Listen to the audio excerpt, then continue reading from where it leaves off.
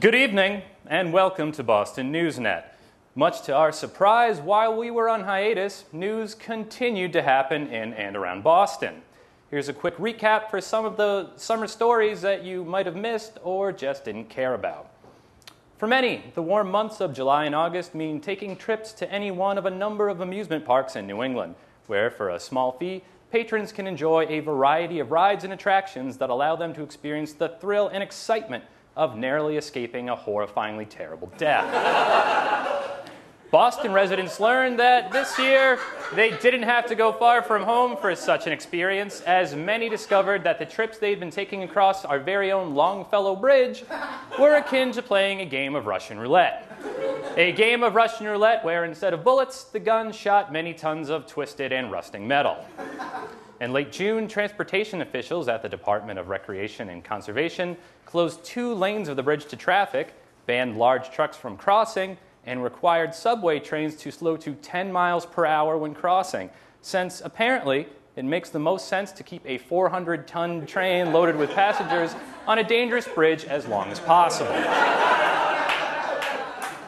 Those who prefer their danger to be kept within the gates of an amusement park can still find thrills at reliable local favorite Canby Lake Park, where they can take a turn on one of the park's tried and true attractions, getting the shits after eating a tainted burrito.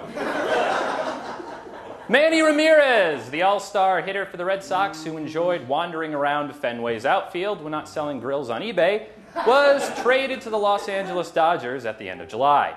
The decision was made in part to relieve tensions that had been building in the dugout, although many fans were disappointed to see Ramirez go.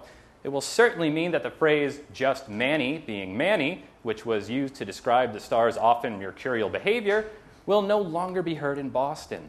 It doesn't mean, however, that other local celebrities couldn't pick up the phrase for their own use.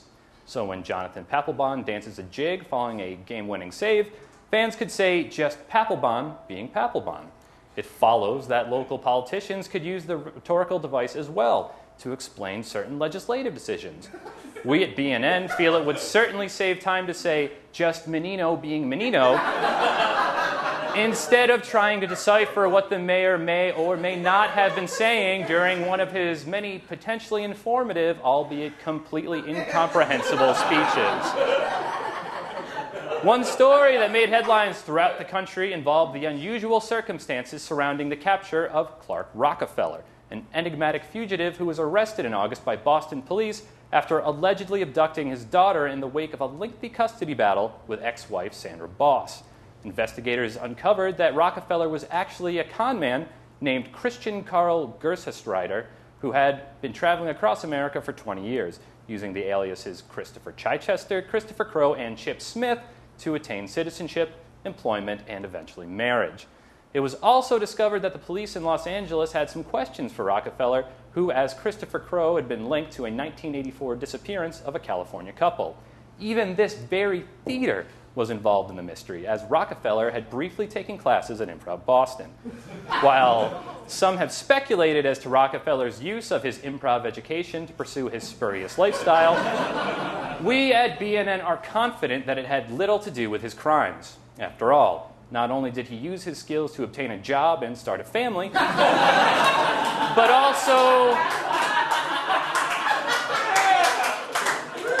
also to meet influential people who helped him make money. Clearly outcomes incompatible with the practice of improv comedy.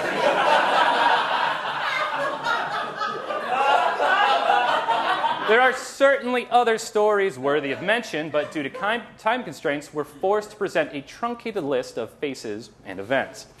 Those walking the streets of Boston might have seen this dick, the dick, this guy's dick, and at least one duck. Faye, Gervais, and Scorsese were filming movies around town, and between this famous boat and Pride Week, Boston's ports were teeming with Queen Marys. Whitey's bounty was doubled, Bay's first hit was a triple, and in case you were wondering, the Big Dig is now $27 billion in debt. In the last 2 months, there have been more than 20 shootings, over 30 stabbings, and at least one assault with a wiffle ball bat.